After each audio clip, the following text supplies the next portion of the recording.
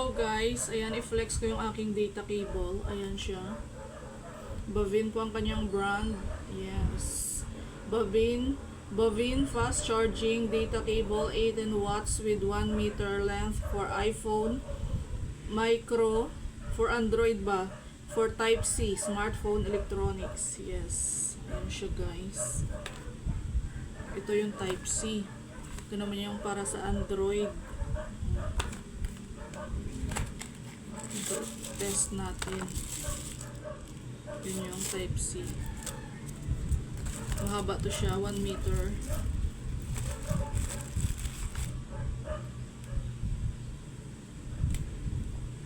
Yan siya, mahaba yan siya guys ha.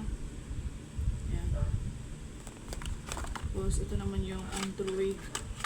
Kaya sa mga naghahanap po ng ano dyan, data cable, try nyo na to si Bavin. Fast charging po siya ha. Ayan. Pareho po silang haba. 1 meter din po. Siyempre, i-test natin. May power bank ako dito.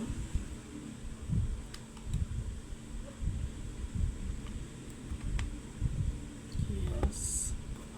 Ilagay ko muna yung mga data cable.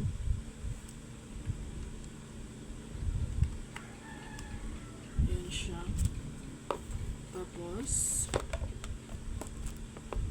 ayan na siya guys ha. Ito yung Android. Ayan. Ito naman yung Type-C. Dito ko i-charge ang isaksak yung aking Android. Ayan sa aking chargeable na flashlight. Ayan, gumagana yan siya kasi nagkukulay red. Ayan siya ha. Ito naman ang sa aking Type-C, i-charge ko yung aking mini turbo fan. Ayan siya, gumagana yan siya. O, diba? Kaya sa gusto mag-check out po ng cord, ayan siya guys. Sa gusto mag-check out ng cord na Bavin, 1 meter po siya.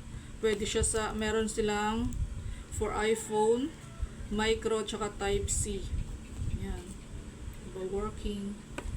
Ayan. Sa gusto mag-check out po ilagay ko yung link sa yellow basket.